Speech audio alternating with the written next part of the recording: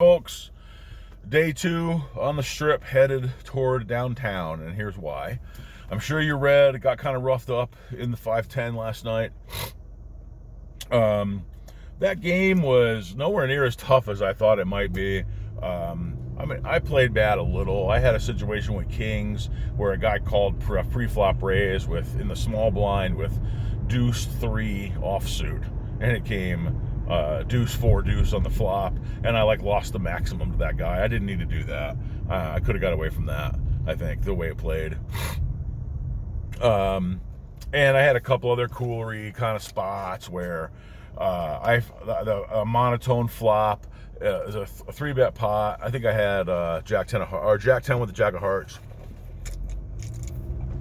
and flop came all hearts, and flop me open-ended, and I make a beautiful offsuit 8 on the turn, and I bet the whole way, and the guy who had called the raise pre-flop in early position had either 5-3 or 6-3 of hearts. He'd flop the flush, so I didn't get the 4th flush for my Jack to get there, and of course I had to make the straight to cause me to put a bunch more money in the pot.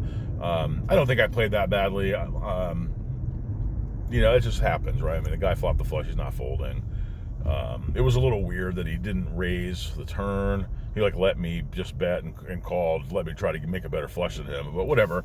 Anyway, I got pretty well trounced there, and then went on to try to reg at 3 a.m. for the 500 freeze out today. And so I went down there. I posted about it. I won't rehash the whole thing, but they didn't tell me that as long as I had my clear thing, I was 100% ready to go right to the cage to register. I could have been clearer in my question. I was tired, but I asked what I needed to do, and the guy told me I had to go back to the room, which doesn't open until 9 a.m., then come register. So I did that, waited for an hour this morning. It turned out I didn't need to do that. Went back, 300 people in line for the tournament. Screw that. I'm not doing that. So I gave up. And now I'm driving down the strip. I tried to flip my view around so you can see my strip drive instead of my ugly mug. And now that I'm driving, I'm glancing up. I know my control to do that isn't on the screen, so sorry about that. But yeah, so look at that. I haven't seen this. This was the first time I've seen this. I'm approaching Resorts World. That's kind of cool. That's brightness. That's not going to do it for you. I'm stopping, so I'm trying to figure out if there's a way for me to get the control back to flip the view. You just get to look at me, I guess. Sorry about your luck. I'll figure it out next time. Well, I did it last time, and well, whatever. Anyway, so I decided this is another annoying thing. With COVID, everything has random staffing levels and openings and closings. On my way down to the World Series area, the pavilion there, I passed Hash House of Go-Go, and I'm like, oh, good, they're open. I'm going to come back maybe later and get some food. It's made a mental note, that place is open. So I go down there today, and I did that stuff I just talked about, and I gave up. So I'm like, oh, well, I'll go back to Hash House and eat. Yeah, no, it closed while I was gone, at noon. They closed at noon or something. So that's weird and annoying, but I couldn't eat there. This Resorts World place is pretty crazy looking.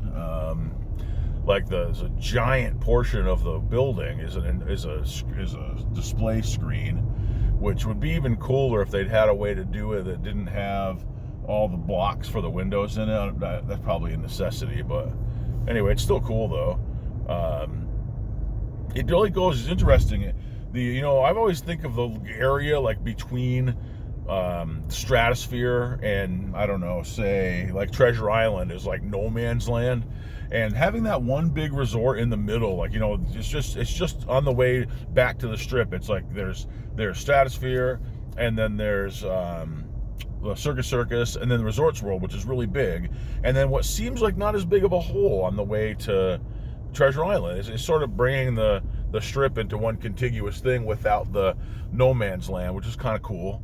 The Fontainebleau I heard was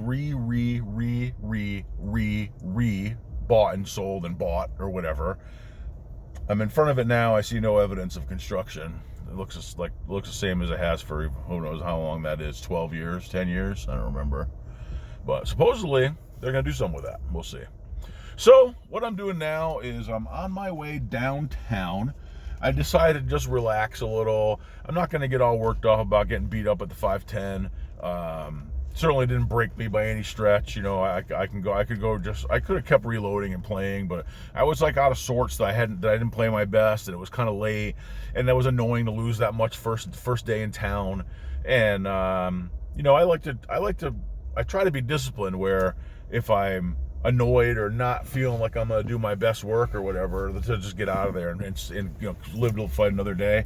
And so that's what I did. I just got out of there last night, and I kind of still feel like that now. So I'm just gonna chill. I'm gonna see what's going on downtown.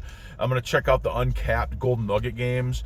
I didn't actually check Bravo before I left, but they've had 2-5 running for the whole series. It's of course middle of the day. It might only be uncapped 1-2. What? I will be looking to start a list at least to run uncapped 2-5 at the Golden Nugget, which in my experience can be an amazingly great game. So yeah, we'll see what's going on. I'll talk to you guys later. Thank you for watching. Have a good day. Later.